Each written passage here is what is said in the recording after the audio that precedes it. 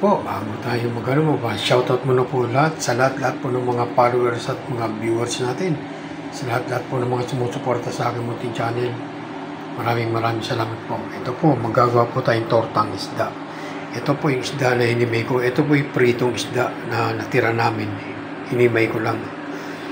Ayan po. At meron po tayong mga sahog na ito. Meron po tayong carrots, sibuyas, sili, bawang, at mayroon akong 3 pirasong itlog na ilalagay. At meron po tayong harina. Yan po yung harina natin. Ito, gagawin na po natin.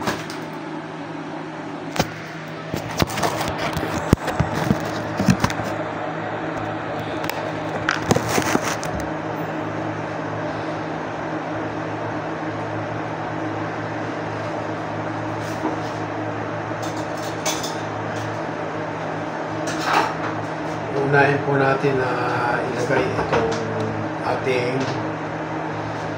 ating sili.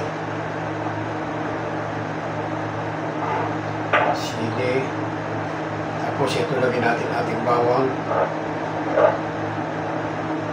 Tapos sibuyas. Sasama-samahin na po natin yan.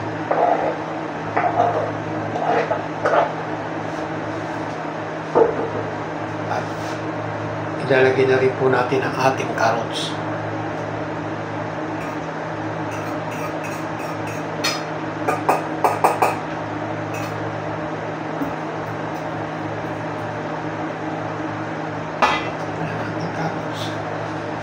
At lalagyan po natin ang pampalasa.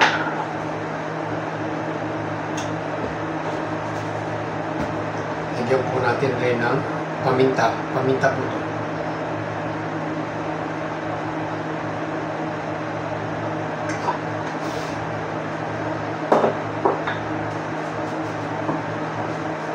Lagyan din po natin ang asin. Tansyahan na lang po ginagawa ko dyan. Tansyahan lang. At yung tatlong itlog.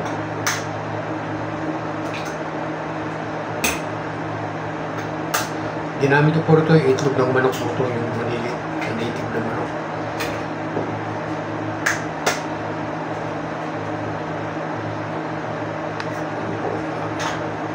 Halo-haluin na po natin muna.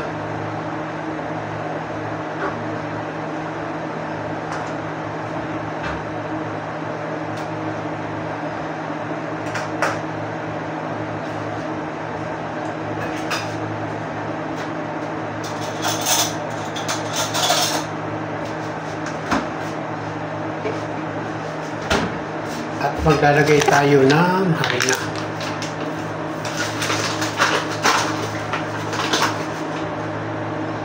Tansyahan lang din po ginagawa ko rito dahil kabisado ko na ito.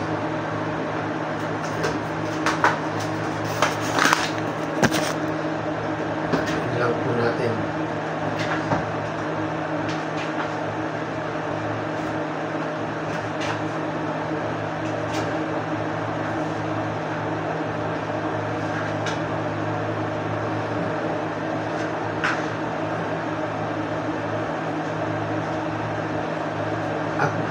At maglalagay po tayo ng gatas. Ito po, lalagay natin gatas. Hindi po tubig gatas lalagay natin. Hindi po ako naglalagay ng tubig pa kasi mas masarap yung gatas.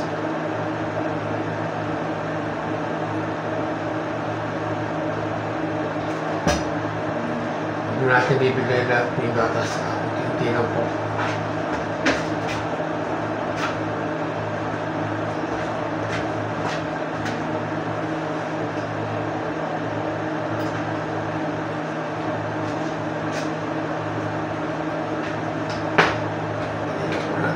Ating gatas at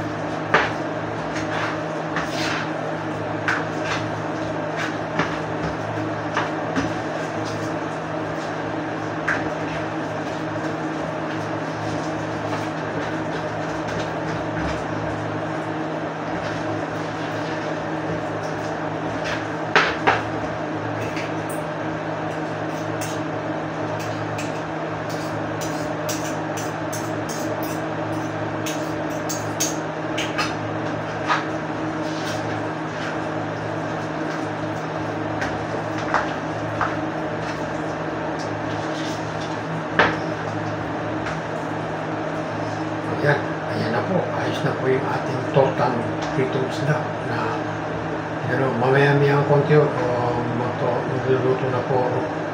Mamaya na muna natin konti itong prito.